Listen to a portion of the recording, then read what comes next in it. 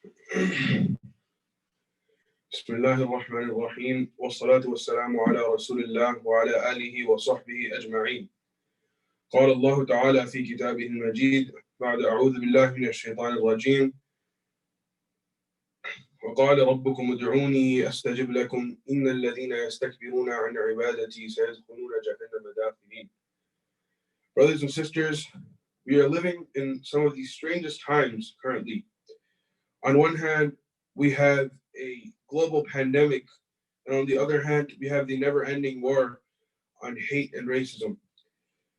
During these times, it is essential to realize that the one thing that can help us, the weapon that we have that won't leave us till the end of our lives, is the ability to call upon Allah subhanahu wa ta'ala. The translation for the ayah, which I just previously recited, is, and your Lord says, ask me so that I will answer you. Indeed, those who have too much pride to ask me shall enter the fire. The first thing that we learn from this ayah is that dua is a form of ibadah. Because Allah subhanahu wa ta'ala says, ask me, and He says, I will answer you. In the end of the ayah, He says, إِنَّ الَّذِينَ يَسْتَكْبِرُونَ عَنْ عِبَادَتِي. Ibadati means my worship, and that indicates that dua is also a form of ibadah. And the beauty, brothers and sisters, is that dua has really no limitations, except you obviously can't do it in the washroom, but you can even make it with your heart. And the fact is that our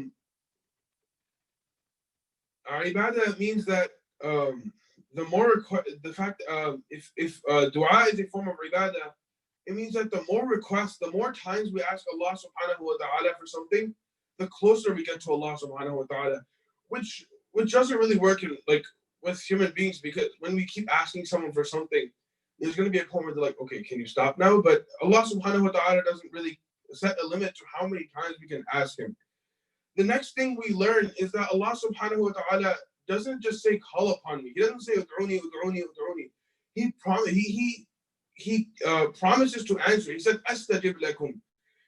He says I will answer you. He doesn't say I may answer. He says I will answer you. And the scary part, which is something we all need to think about, is when it says innal ladhina yastakbiruna an ibadati sayadkhuluna jahannama dakhilin. Because it means that when we do not ask Allah subhanahu wa ta'ala, we are basically being prideful. Because in real life, we may feel shy to ask someone, but we also have these situations where we're like, we don't want to ask someone because we don't want them to think that we need them. We don't want them to, we want them to think the opposite. We don't want them to think that we are dependent on them. And that is what, when we refuse to make dua to Allah subhanahu wa ta'ala, it indicates to that, because we don't want to, we know we need Allah subhanahu wa ta'ala, but we can't have pride when it comes to Allah subhanahu wa ta'ala. And it is either that, or we feel that we have done too many sins, and we are we have done too many sins to be answered, which is one of the worst things you can do. Because when you say Allah subhanahu wa ta'ala won't forgive me, not only have you been mistaken, but you're also basically belittling Allah subhanahu wa ta'ala's mercy. He's Ar-Rahman, Ar-Rahim, and also Allah subhanahu wa ta'ala says, وَرَحْمَتِي وَسِعَتْ كُلَّ شَيْءٍ, and my mercy encompasses every other thing. And when we say that Allah subhanahu wa ta'ala won't forgive me, Allah subhanahu wa ta'ala won't find in His heart, won't find a way to forgive me, we're basically going against what Allah subhanahu wa ta'ala said already. And that's something we should all stay away from. And now I want to move on to another ayah, and this ayah is Surah Al-Baqarah. وَإِذَا سَأَلَكَ عِبَادِي عَنِّي فَإِنِّي قَرِيبٌ أُجِيبُ دَعْوَةَ الدَّاعِ إِذَا دَعَانِ. This ayah is personally one of my favorite ayahs in the Quran. This is because when you go into the grammatical meanings of each word in this specific ayah, it will amaze you. Let's start off with the first word, وَإِذَا. Allah subhanahu wa ta'ala could have used the word وَإِن. Allah subhanahu wa ta'ala specifically chose وَإِذَا, because when we look at the difference between the word وَإِذَا and وَإِن means if, and وَإِذَا means when. and to like make help understand what I'm trying to say is so basically when a mother like sends her son off to battle and she does not know where he is, she does not know when he's gonna come back. When she's talking to people, she's not gonna say, "And if my son comes back," she won't say, "If my son comes back, I'll be very happy." She'll say, "When my son comes back, I'll be very happy," because when we say when my son comes back, she is showing like hope that he will come back, and the fact that he will come back, she's like assuring the fact that he will come back. We say if there are chances of him not coming back, and it makes you feel worse when you say that. Allah subhanahu wa ta'ala then goes on to say, فَإِنِّي قَرِيبٌ. He doesn't say then, the Prophet ﷺ, tell him then that I am close. He doesn't say I might be close. He gives a guarantee. He says I am close. Because Allah subhanahu wa ta'ala, the truth is Allah subhanahu wa ta'ala is always close. We're the ones who turn back from it and go far. He never turns back on us. And he continues and says, I will respond as well. He doesn't say if you're a Muslim, I'll respond. He doesn't say if you're a good person, I'll respond. He doesn't say if you're a sinner, I won't respond. He says the one who calls out to me, I will respond to him. Not only this, but he also says, I will answer as soon as my slave asks. Our brothers and sisters, going back to the topic of the times we're living in, as Muslims, we are going through a very dark time as ummah. And again, the only thing that we have that can be taken from us is the dua, the ability to make dua. Nuh alayhi salam is a perfect example for this. He was being made fun of. No one listened for so many years. And after so many years, he calls on to Allah subhanahu wa ta'ala. He says, Anni maghlubun fantasir. He says, I'm overtaken, so help me, O Allah. I'm overwhelmed, so help me, Ya Allah. Allah subhanahu wa ta'ala says, فَاسْتَجَبْنَا لَهُ. And now, brothers and sisters, I do understand that the prophets, the dua of the prophets is something that our dua cannot reach. It has so much more power. But we need to take the point of the story. When we are overwhelmed with work, when we are overwhelmed with stress, or even something small like too much homework, Allah subhanahu wa ta'ala will find a way to make it easier for us when we call out to him. Allah subhanahu wa ta'ala flooded the entire earth because his slave called upon him and said, I was overtaken. I am overtaken. So after hearing that, how can we still say we have doubt? How can we have doubt in his mercy and we still feel as if our du'as won't work? In Surah Anbiya, there was when I was reading Tarawih, I noticed a very interesting pattern that stood out to me. And Surah Anbiya consists of many different stories of different prophets and different types of different people. And most of these stories involve the person in the story calling out to Allah subhanahu wa ta'ala. And every time someone calls out, Allah subhanahu wa ta'ala says, and we answered him, and we answered him, and we answered him. Continuously. And all these prophets and all the people that are mentioned in Surah Anbiya, all of them have a problem that they're dealing with, and a problem that relates to modern problems that we deal with today. Zakaria alayhi salam could not have children. He called out to Allah subhanahu wa ta'ala. When he called out, Allah subhanahu wa ta'ala gave him a way for him to have a child. Ayub alayhi salam, he had a disease. He lost everything. His family was taken from him. When he called out to Allah subhanahu wa ta'ala, Allah subhanahu wa ta'ala cured him. Allah subhanahu wa ta'ala gave him all his family back, his property, everything back. And when Yunus alayhi salam was in the belly of the whale, in darkness, where not one man or woman could hear him, Allah subhanahu wa ta'ala heard his call when he called out. He responded, and the whale spit him out. And Allah subhanahu wa ta'ala says that if Yunus alayhi salam did not call out to me, if Yunus alayhi salam just sat there in the belly of the fish, the belly of the whale, and did not call out to me, he would have been in the belly of the whale till Yawm al-Qiyamah. And the list goes on, brothers and sisters. Subhanallah, لَقَدْ كَانَ فِي قَصَصِهِمْ عِبْرَةٌ لِأُولِي الْأَلْبَابِ. And indeed, in their stories, there's a lesson for those who have intellect. And when we walk to Allah subhanahu wa ta'ala, Allah subhanahu wa ta'ala will come running to us. We must have yaqeen in the power of the dua. And when I say yaqeen, brothers and sisters, I'm talking not only about having strong hope in Allah subhanahu wa ta'ala accepting our dua, but also understanding the fact that when we make dua, Allah responds without a doubt. Our dua will be accepted Either our dua will be accepted later, Allah subhanahu wa ta'ala has something better planned for us, or you will get this dua, your dua will be accepted, and whatever you're asking for will be given to you in the akhirah. And what I mean when I say Allah subhanahu wa ta'ala has something better planned for you is an example. There was a flight, E2302, a very famous flight. And there was a man who missed that flight. And as expected, he was very upset about it. At the airport, he was 2 minutes late. He literally saw the last person going in. And when he asked to go in, they refused to let him in. And he was upset. He stormed off, very angry. That plane, brothers and sisters, crashed and it killed all 157 people there. So we never know the wisdom of why things happen to us, why sometimes things are not, why our du'as are sometimes not accepted. You know, my point, brothers and sisters, is that we should not get accepted. We should not say that Allah subhanahu wa ta'ala has not answered my dua. No, Allah subhanahu wa ta'ala has surely heard your dua. He has promised that. And if you believe in him, you are believing in the fact that he listens to you. He hears you. He knows that you are in need. And we have to have tawakkul. And everything that happens to us is the best for us. In everything that happens is there. Everything there is good in it. I once heard a very interesting, and this story was a very interesting story.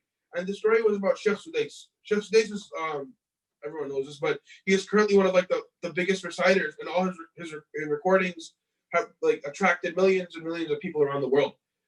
And growing up, Sheikh Sudais used to actually be he used to actually be a very troublesome child. You know, as a kid, not really something too big, but still. Every time he used to do something, every time he used to misbehave, every time he used to do something bad, his mother would say, "May Allah make this child the Imam of Masjid al-Haram." Every time he did that, every time he did something bad, every time. She would just say that instead of saying something worse than that. And now, mashallah, Sheikh Sudais is not only the Imam of Masjid al-Haram, but he's also the chief of the Imams of Masjid al-Haram. The point of the story is that this is the power of dua. The way Sheikh Sudais' mother incorporated the making of dua into her life, that when I get angry, I'm going to say this, that is something we all have to do as well. We need to incorporate the calling upon Allah subhanahu wa ta'ala. And now that we've talked about how our du'as, without a doubt, Allah subhanahu wa ta'ala answers and he listens to them, let's move on to some of the practices we can follow when making dua. Now, when we make dua during hardships and struggle, it is important to also make dua when Allah subhanahu wa ta'ala eases your hardship. Because Allah subhanahu wa ta'ala says, and when we give these favors to human beings, when a human being is going through hardship, he calls upon me. He calls upon me and begs me. But when I save him from that boat which is drowning, he forgets the fact that I was the one who helped him. He called upon me, so I helped him. But the person feels like, oh, we got out of this, but now he's back to his old ways. Instead of thinking about how Allah subhanahu wa ta'ala saved me and how to thank him after ease has come upon me. And our du'as also have to be sincere. Allah subhanahu wa ta'ala says, "Ud'u rabbakum tadarru'an wa khufya," and call out to your Lord with humility and in private.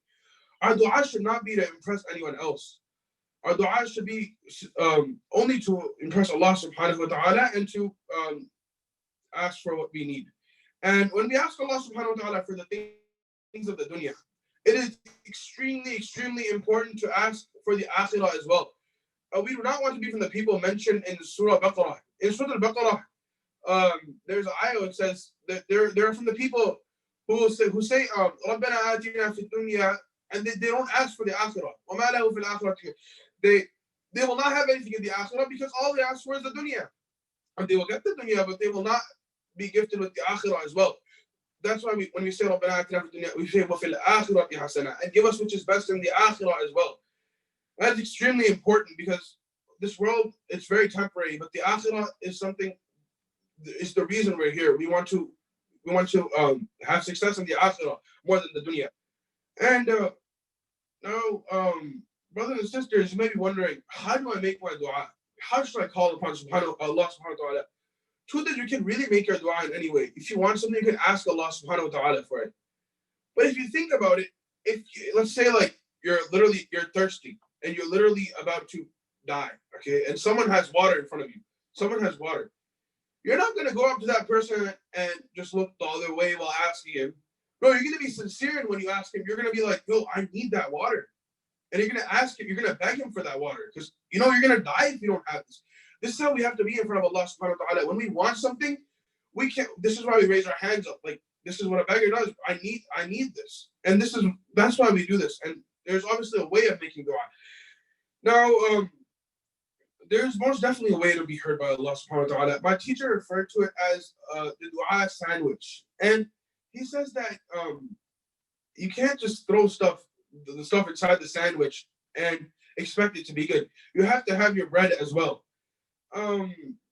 We start our dua off by praising Allah subhanahu wa ta'ala first. We call his different names and his praises, Ar-Rahman, Ar-Rahim, you are the forgiver, you are this and that. And we want to first please Allah subhanahu wa ta'ala with our praising. And then we send salawat on the Prophet sallallahu alayhi wa sallam. And that will be our first slice of bread. Sending salawat and praising Allah subhanahu wa ta'ala. And then we make our dua. And then we ask him for anything we need, for whatever your dua is for. Whether it's for a job, whether it's for your grades to be, whatever dua you have. And then we finish off by putting another slice of bread on our sandwich. And again, you send salawat on the Prophet sallallahu alaihi wasallam. And also, again, you praise Allah subhanahu wa ta'ala. And this whole sandwich idea might sound completely odd to you. You might be like, what is this? What is a sandwich? Why are you comparing dua to a sandwich? But if you think about it, it actually makes a lot of sense.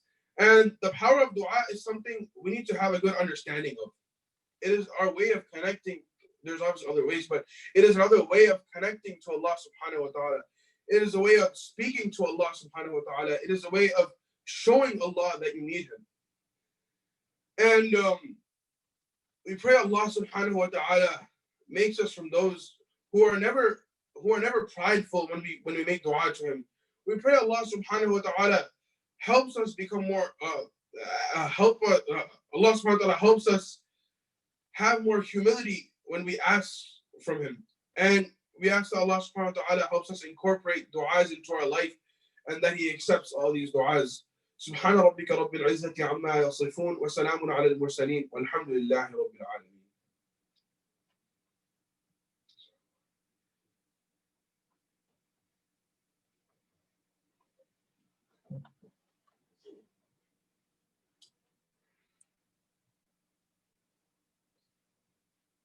I don't think it's